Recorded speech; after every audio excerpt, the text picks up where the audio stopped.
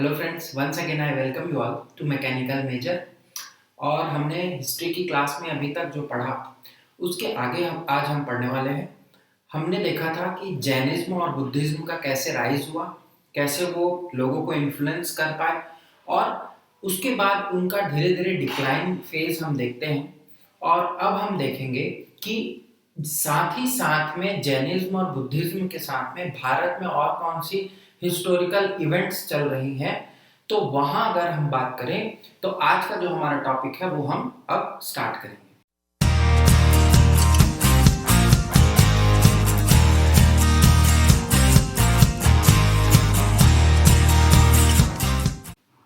सबसे पहले आपको ये जानना है कि समकालीन जो थे, कंटेम्पोररी जो थे बुद्धिज्म के, तो वो थे महाजनपद। मैंने आपको बताया था कि जन बना था, जन से फिर जनपद हुआ और जनपद से फिर महाजनपद बने। छोटे छोटे जनपदों को और मिलते गए और किंगडम जो का साइज जो है वो बढ़ता गया और महाजनपदों का उदय हम देखते हैं। ये कब की बात कर रहे हैं हम? ये 6th सेंचुरी बीसी, 6ठी शताब्दी ईसा पूर्व की बात की जा रही है।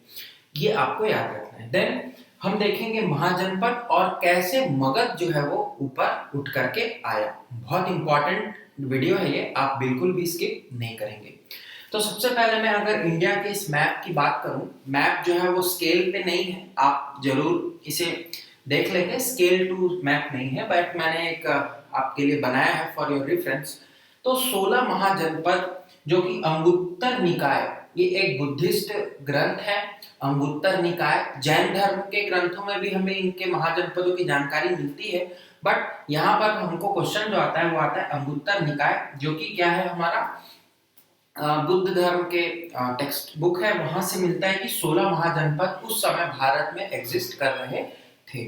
अब क्वेश्चन आता है कि कौन से इन 16 में से हमको कौन कौन सा पढ़ना है, ये आपके मन में आएगा ऑब्वियसली। तो अब देखिए, सबसे पहले आप इंडिया का अगर मैप देखें, जो प्रेजेंट इंडिया का मैप है, लेकिन पहले ये इंडिया नहीं था, तो कंबोजा और गंधार जो है वो आपको भारत के बाहर के क्षेत्र दिखेंगे, बट उत्तर समकालीन भारत नहीं था। वो जो उस समय था, तत्कालीन भारत जो था वो क्या था, अलग था। देन मल्ल और वज्जी, ये दो और आपको दिखेंगे कहाँ, भारत के बाहर। मल्ल जो थे वो नेपाल के तराई क्षेत्र में आपको देखने को मिलेगा। देन हम बात करें तो भारत में जो इम्पोर्टेंट हमारे महाजनपद हैं जिनको हमें पढ़ना है वो कौन कौन से हैं, तो वो सबसे पहला है हमारा वत्स, वत्स महाजनपद, ये जो वत्स है। देन आप बात करें Avanti, very important. Then obviously Magadh, most and most important Magadh. And इसके साथ में आप कौशल को भी पढ़ सकते हैं और मत्स्य को भी पढ़ सकते हैं। इनके बस इतना ही आपको पढ़ना है, उससे ज्यादा आपको देखना भी नहीं है। तो चलिए देखते हैं कि कैसे एक छोटा राज्य बन करके आता है और भारत के इस पूरे जो क्षेत्र था, भूभाग था उस समय का, और वहां पर वो क्या बनता है, एक सम्राट का रूप लेता है और सबसे इंपॉर्टेंट महाजनपद बन करके आता है। तो जो मिडिल 6th सेंचुरी बीसी की अगर हम बात करें, मध्य शताब्दी की बात करें, तो वहां 4 किंगडम्स थे वहां पर। जब ऐसा होता गया, क्या होते थे कि एक किंगडम दूसरे को हराता था और वो उसको ओवरटेक करता जाता था। तो ऐसे ही अगर हम बात करें तो उस समय मध्य 6ठी शताब्दी ईसा पूर्व की बात करेंगे तो वहां पर आपको 4 किंगडम्स देखने को मिलेंगे। सबसे पहला जो किंगडम है वो है वत्स। वत्स जिसकी राजधानी थी कौसंबी। वत्स के जो राजा थे वो क्या हुआ, लास्ट में जब उनका विलय अगर आप देखेंगे तो विलय किनसे होता है, अवंती से हो जाता है। अवंती में आकर के वो क्या हो जाते हैं, मर्ज हो जाते हैं। तो वत्स जो है वो अवंती चला गया। अवंती जिसकी राजधानी थी उज्जैन, इंपॉर्टेंट है, मगध को अगर कोई टक्कर दे रहा था तो वो अवंती था। तो अवंती जो कि अभी उज्जैन इसकी राजधानी थी, इंदौर और मध्य प्रदेश के कुछ भूभाग अभी अगर आप बात करें तो इनकी राजधानी एक्चुअल में 2 थी। अगर आप और डीप में जानना चाहें तो नॉर्दर्न जो कैपिटल था, उत्तरी जो इनकी राजधानी थी या इंपॉर्टेंट प्लेस था वो था उज्जैन, और दक्षिणी जो इंपॉर्टेंट प्लेस था वो सबसे फेमस आपको पता ही है, माहिष्मती। आपने सबने बाहुबली की पिक्चर देखी है। तो माहिष्मती जो था वो सदर्न कैपिटल आप बोल सकते हैं, नॉर्दर्न कैपिटल वाज उज्जैन।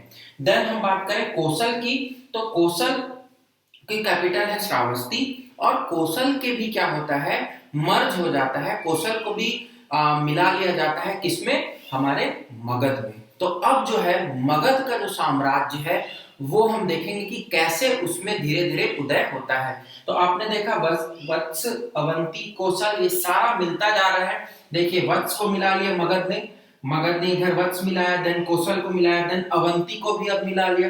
तो आप देखेंगे कि मगध का जो साम्राज्य है वो बढ़ता जाएगा।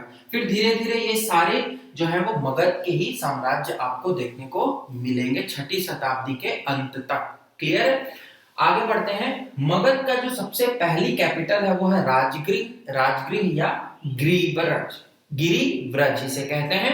ये पहाड़ों से घिरा हुआ क्षेत्र था, और राजधानी जब भी पुराने राजा बनाते थे तो वो पहाड़ों के क्षेत्र को चुनते थे ताकि दुर्भेद्य किला बनाया जा सके, उसे किले को भेद ना सके, इसलिए ऊंचे स्थान को चुना जाता था और ऐसे स्थान जहां पहाड़ों से घिरा हुआ हो। तो कैपिटल जो था वो राजगृह था।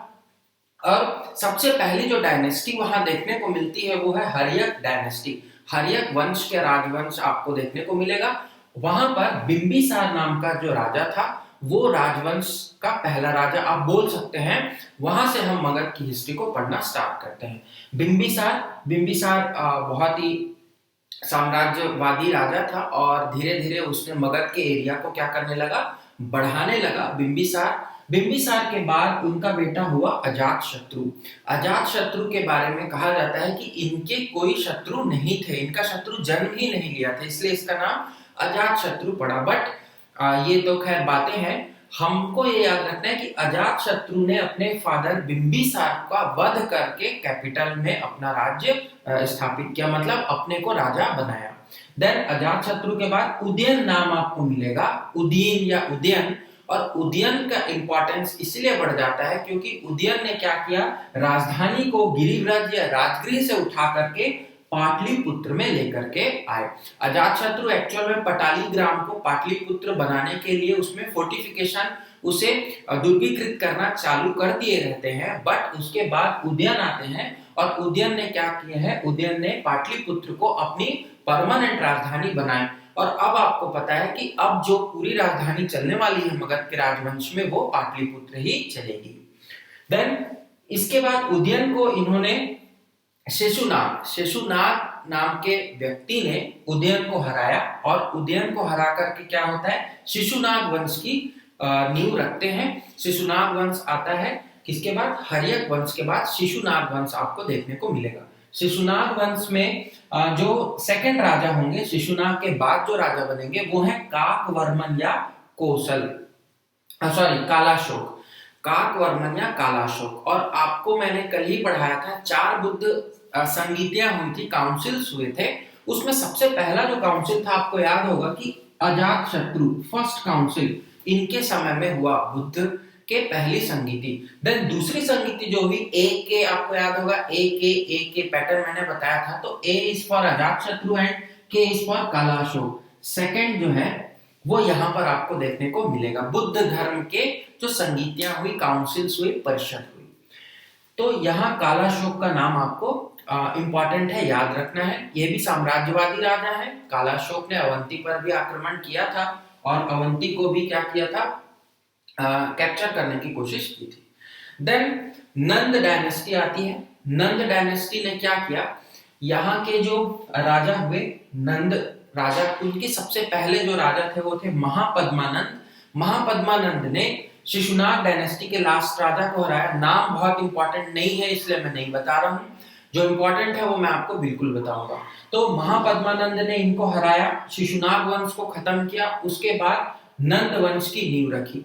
और महापद्मानंद को एकारत या एकरत बोला जाता था, मतलब दुर्ग को तोड़ने वाला, ध्वस्त करने वाला, एकरत की उपाधि उन्हें दी गई थी।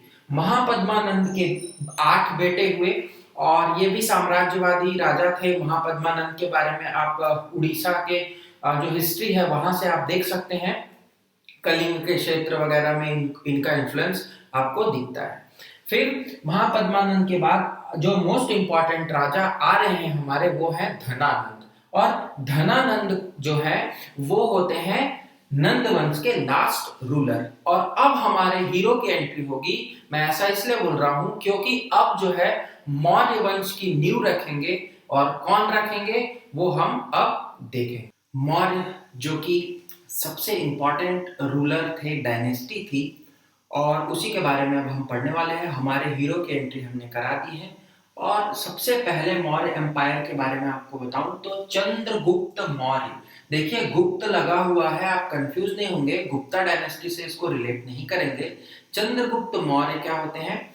चंद्रगुप्त मौर्य घनानंद को हरा करके मौर्य वंश की नींव रखते हैं। इनका जो साथ देते हैं वो कौटिल्य देते हैं। आप सभी को पता है ये हिस्ट्री, अशोक के जो सीरियल वगैरह आप देखे होंगे, मूवीज में भी देखे होंगे। तो कौटिल्य ने इनका साथ दिया, और कौटिल्य ने इनके थ्रू घनानंद को परास्त कर नंद वंश हटा करके मौर्य वंश की स्थापना कराई। 322 से 298 ईसा पूर्व तक इन्होंने राज किया। फाउंडर थे मौर्य वंश के। और सेल्यूकस निकेटर, ये अलेक्जेंडर द ग्रेट, आपने नाम सुना होगा, अलेक्जेंडर द ग्रेट 327 बीसी लगभग उस एरा में, उस साल में क्या होता है, अलेक्जेंडर द ग्रेट क्या करते हैं, अटैक करते हैं इंडिया पे। और उनको तो उनकी कहानी तो आपको पता ही होगा कि हाइडेस्पस नदी के किनारे एक युद्ध होता है और उन्हें रोक लिया जाता है। हालांकि जो इंडियन रूलर थे वो हार जाते हैं, फिर भी अलेक्जेंडर उन्हें उनका साम्राज्य दे देते हैं। इस टाइप की जो कहानी चलती, तो उन्हीं के एम्बेसडर हैं कौन, सेल्यूकस निकेटर, और इनको हराते हैं कौन, चंद्रगुप्त मौर्य, इनको भी हराए थे। फिर जैन धर्म ये अपना लिए थे। और मैंने आपको कल कहानी जो बताने वाला था वो यहीं से ही रिलेटेड है। चंद्रगुप्त मौर्य जो थे, जब ये सेकेंड सेंचुरी बीसी की बात है, जब दूसरी शताब्दी ईसा पूर्व में क्या हुआ था, भयंकर अकाल पड़ा और मगध के जो क्षेत्र थे उसमें अकाल पड़े। तो राजा जो थे चंद्रगुप्त मौर्य, ये जैन धर्म क्योंकि इन्होंने अपनाया हुआ था, तो भद्रबाहु के नेतृत्व में इन्होंने क्या किया, इन्होंने दक्षिण की यात्रा की, क्योंकि वहां पर खाने और रहने की बहुत ज्यादा दिक्कत हो रही थी। तो राजा जो थे वो दक्षिण की ओर आए, और दक्षिण में कहाँ आए, तो मैंने कल आपसे क्वेश्चन पूछा था कि वो जो ऐसा कौन सी जगह है जहां आपको 51 फीट 51 फीट की मूर्ति मिलती है, तो वो जगह और किन की मूर्ति है वो आपको बताना था। तो गोमतेश्वर की मूर्ति है वो 51 फीट की, और जगह का नाम है श्रवण बेलगोला। श्रवण बेलगोला जो कि कर्नाटक में है। तो वहां पर ही मैसूर के पास अगर आपने विजिट किया होगा, तो चंद्रगुप्त मौर्य भद्रबाहु के साथ में आते हैं, और 298 ईसा पूर्व के लगभग इनकी क्या हो जाती है, वहां मृत्यु हो जाती है। मृत्यु भी वैसे ही है जैसे नेचुरल जो होती थी, ठीक है। मृत्यु के बारे में उतना ज्यादा क्वेश्चन नहीं आता, बट क्वेश्चन ये आता है कि दक्षिण किन के साथ वो गए। और हमने देखा था कि जैन धर्म दो भागों में बटा। जो दो भाग बटे थे उसमें थे एक श्वेतांबर जैन कहलाए और एक दिगंबर जैन। तो भद्रबाहु जो इनके चंद्रगुप्त मौर्य के साथ में दक्षिण की ओर यात्रा के लिए आए, उन्हीं के जो अनुयायी थे उन्हें हम दिगंबर कहते हैं, जो कि स्काई क्लैड कहलाते हैं। और स्थूल बाहु के जो अनुयायी थे वो क्या कहलाए, वो श्वेतांबर कहलाए, जो कि बिहार में ही थे, मगध में ही थे। सॉरी, बिहार तो उस समय था नहीं, मगध के क्षेत्र में थे। वो अपना घर छोड़ करके नहीं आए थे। तो ये जानकारी आपको याद रखना है। मैंने जो कहानी बोली थी वो मैंने आपको बता दी। देन बिंदुसार आते हैं। चंद्रगुप्त मौर्य के जो सुपुत्र है वो है बिंदुसार, और बिंबिसार अभी हमने पढ़ा था, याद होगा, जस्ट 5 से 7 मिनट पहले। वो हर्यक वंश वाले बिंबिसार हैं, लेकिन इनका नाम है बिंदुसार। बिंदुसार इनका नाम क्यों पड़ा, एक लाइन में बताता हूं। चंद्रगुप्त मौर्य को विष दिया जाता था ताकि दुश्मन का विष उन पर असरकार न हो। एक दिन जब कौटिल्य वहां उनके खाने के समय वहां उपस्थित रहते थे, क्योंकि उन्हीं की देखरेख में ये सब होता था, तो चंद्रगुप्त मौर्य जब एक बार खाना खाने बैठे तो वहां पर कौटिल्य उनके साथ में नहीं थे। तो उनकी जो वाइफ थी, चंद्रगुप्त मौर्य की जो वाइफ थी, मतलब बिंदुसार की मम्मी, उनके साथ क्या हुआ, बिंदुसार की माता जी ने वो भोजन, विषाक्त भोजन ले लिया, और बिंदुसार जो थे वो उस समय उनके गर्भ में थे। तो क्योंकि विषाक्त भोजन अगर मौर्य चंद्रगुप्त मौर्य को तो कुछ भी नहीं होता था, क्योंकि उन्हें लिमिटेड क्वांटिटी में बहुत दिन से खिलाया जा रहा था। लेकिन उनकी वाइफ जब ये खा लेती है तो उनको क्या होता है, उनको उनकी डेथ हो जाती है। लेकिन कौटिल्य उस समय वहां आ जाते हैं और बिंदुसार को क्या कर लेते हैं, उनसे निकाल लेते हैं बोलना चाहिए, और बिंदुसार का जन्म हो जाता है। लेकिन इनके माथे पर एक परमानेंट साइन बन जाता है, इसीलिए इनका नाम बिंदुसार पड़ा, बिंदु और सर। तो ये इनकी कहानी है। मैं इसलिए कहानी बताया क्योंकि आप बिंबिसार और बिंदुसार में कंफ्यूज ना हो। देन हम चलेंगे, इन्हें अमित्राघात बोलते थे, ग्रीकों के द्वारा इन्हें अमित्राघात कहा जाता था, मतलब डिस्ट्रॉयर ऑफ द आर्मी, दुश्मनों का संहार करने वाला। और ये आजीवक धर्म अपनाए थे, आजीविका से इनका कनेक्शन था। इनके पिताजी ने जैन धर्म अपनाया, इन्होंने आजीवक धर्म अपनाया। अब तीसरे जो रूलर आ रहे हैं वो देखिएगा थर्ड धर्म पे जाएंगे। तो तीसरे जो आएंगे वो हमारे हैं अशोका द ग्रेट। अशोक जो थे वो बिंदुसार के बाद मगध के राजा बने, और ये जो राजा बने ये पूरे भारतवर्ष के आप बोल सकते हैं कि प्रथम सम्राट थे, एम्परर इन्हें कहा जाता है, फर्स्ट एम्परर ऑफ इंडिया, जो कि हर क्वेश्चन, हर पेपर में इनसे रिलेटेड क्वेश्चन जरूर पूछते हैं। ये तीन रूलर के नाम मैंने आपको लिखे हैं, इन तीनों से अगर मौर्य से क्वेश्चन आएगा तो यहीं से आएगा। तो Ashoka the great 273 BC to 232 BC तक इन्होंने राज किया। गवर्नर ऑफ उज्जैन थे, बिंदुसार ने इन्हें उज्जैन का गवर्नर बनाया हुआ था। और जब गवर्नर ऑफ उज्जैन थे तो वहां पर उज्जैन तो आपने देखा कि सेंट्रल इंडिया में है, तक्षशिला के पास एक विद्रोह हो चुका था, और उस विद्रोह को दबाने में अशोक ने बहुत अच्छी भूमिका निभाई, और उनके इस कुशल नेतृत्व को देखते हुए ही उन्हें क्या किया गया, उन्हें एडमिनिस्ट्रेशन में आगे लाया गया। देन कलिंग को इन्होंने जीता 261 बीसी में। कलिंग का युद्ध आपने पढ़ा ही होगा, बहुत ही भयावह युद्ध हुआ था। कलिंग के युद्ध के बाद अशोक ने क्या किया था, बुद्ध धर्म को अपनाया था, आप सभी को ये पता ही होगा। तो इनके जो दादा थे चंद्रगुप्त मौर्य वो जैन धर्म वाले थे। देन इनके जो पापा थे बिंदुसार वो आजीवक धर्म वाले थे, और अशोक जो थे वो बुद्ध धर्म के थे। तो तीन आपको देखने को मिलेंगे यहाँ अलग अलग लोगों के जो उनके फॉलोअर्स हुए। तो धर्म महामात्र की ये नियुक्ति करते हैं। धर्म महामात्र में भी बहुत प्रकार हैं, डीप में आपको नहीं जाना है, आप बोलेंगे तो मैं आपको इसके बारे में कभी एक और नया वीडियो में बता दूंगा। अशोक के ऊपर तो खुद 1 घंटा भी कम है, तो मैं आपको मोस्ट इंपॉर्टेंट क्वेश्चंस ही बता रहा हूँ। देन श्रीलंका मिशन ये भेजते हैं, इनके बेटे महेंद्र और संघमित्रा के जो लीड करते हुए श्रीलंका एक मिशन गया था बौद्ध धर्म के प्रचार करने के लिए। और बोधि ट्री, जो महाबोधि मंदिर के पीछे जो पेड़ लगा हुआ है बोधि वृक्ष, उसकी जो डाली है वो वहां उन्होंने प्लांट किया था श्रीलंका में भी। पल्ले केले नाम की एक जगह है, यदि आप क्रिकेट में इंटरेस्ट रखते हैं तो पल्ले केले में टेस्ट मैच वगैरह होता रहता है, वो मोस्ट इंपॉर्टेंट सेंटर है बुद्धिज्म का श्रीलंका में। देन हमने 2 काउंसिल्स तो देख ली थी, Ajatashatru and Kalashoka, and third one is again A for Ashok. तो थर्ड काउंसिल होगी हमारी बुद्धिस्ट काउंसिल पाटलिपुत्र में, जो कि अशोक कराएंगे। तो अशोक का जो कंट्रीब्यूशन है to make India a central power, ये बहुत इंपॉर्टेंट है। पहले भारत छोटे छोटे राज्यों में अपने अपने क्षेत्रों में बटा हुआ था, बट अशोक ने क्या किया, सभी राज्यों को जीता और एक सेंट्रल एडमिनिस्ट्रेशन, मतलब एक केंद्रीय प्रशासन का निर्माण किया। तो अब देखते हैं कि एडमिनिस्ट्रेशन कैसा था मौर्यों के अंडर में। तो मोनार्ची थी, ये तो स्पष्ट है, आपको दिख रहा होगा। देन काउंसिल ऑफ मिनिस्टर्स होते थे, मंत्री परिषद होती थी राजा को असिस्ट करने के लिए, जिसमें समाहर्ता आपको दिखेंगे जो रेवेन्यू डिपार्टमेंट के हेड थे, टैक्स कलेक्टर जो चीफ थे। देन लैंड रेवेन्यू जो था वो 1/6 ऑफ द प्रोड्यूस, उपज का 6वां भाग, मतलब 1/6 भाग उपज का, ये लैंड रेवेन्यू था, ये क्वेश्चन बनता है। देन आपको जो आर्मी थी उसके 6 विंग्स थे, 6 उसके अलग अलग डिपार्टमेंट्स बोल सकते हैं, विंग्स बोल सकते हैं, और हर एक विंग में 5 मेंबर होते थे जो उसको एडमिनिस्ट्रेशन को देखते थे। तो और उन्हें जो हेड होता था हर एक विंग का, उन्हें अध्यक्ष कहा जाता था, अध्यक्षों के अंदर वो एक विंग ऑपरेट होता था। देन धर्माधिकारी, ये एक हेड होते थे किसके, लॉ डिपार्टमेंट, मतलब ये जस्टिस थे, बोल सकते हैं आप इन्हें कि ये चीफ जस्टिस होंगे, क्लियर। लेकिन डिस्ट्रिक्ट जो कोर्ट था, जो जिला कोर्ट थी या सिविल कोर्ट थी, जो कि लोकल लेवल पर थे, वहां पर अमात्यास के अंडर में वो काम करते थे। उनके हेड जो थे वो अमात्यास थे। लेकिन जो सेंट्रल एडमिनिस्ट्रेशन का जो लॉ डिपार्टमेंट के हेड है, जैसे सीजीआई आप बोल सकते हैं, वो कौन थे, धर्माथी करीम।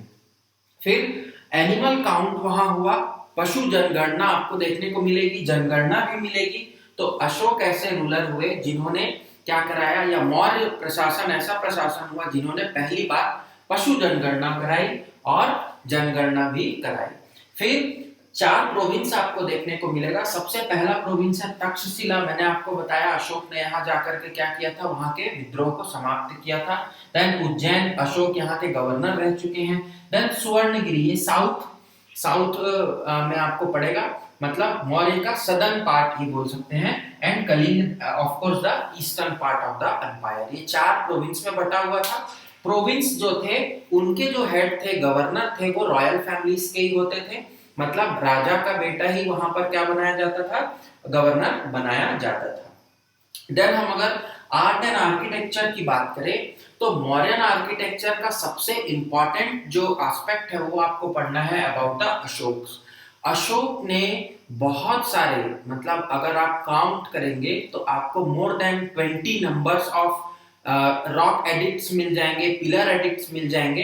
तो वो आपको पिलर्स ऑफ अशोका, इसका जो पीडीएफ है वो मैं आपको नीचे डिस्क्रिप्शन बॉक्स में डाल दूंगा, उस पीडीएफ से आप पढ़ लेना, क्योंकि इसको फिर से मैं अगर पढ़ाऊंगा तो हाफ एन आवर का ये एक लेक्चर बनता है, तो बहुत ज्यादा इंपॉर्टेंट नहीं है। 13th रॉक एडिक्ट आपको याद रखना है, जिसमें कलिंग की विक्ट्री को बताया गया था 13th रॉक एडिक्ट में। और कुछ पिलर एडिक्ट्स भी इनके बहुत इंपॉर्टेंट हैं, वो मैं आपके लिए पीडीएफ नीचे डिस्क्रिप्शन बॉक्स में डाल दूंगा।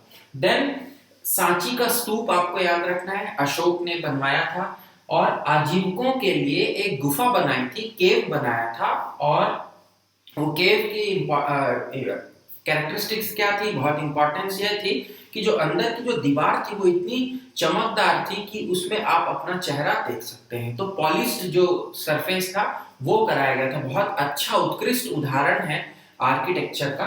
देन हम चलते हैं पोस्ट मौर्य।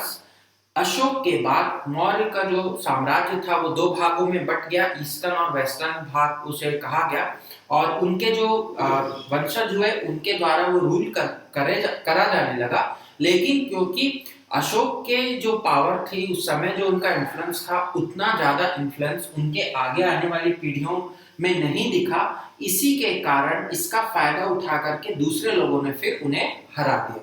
तो जो हराते हैं वो है शुंग वंश की नींव रखते हैं कौन, पुष्यमित्र शुंग, ये ब्राह्मण मंत्री हुए और इन्होंने हराया था अशोक के अंतिम जो रूलर थे। रूलर बहुत ज्यादा नहीं बता रहा हूं मैं, क्योंकि आप लोग कंफ्यूज हो जाएंगे।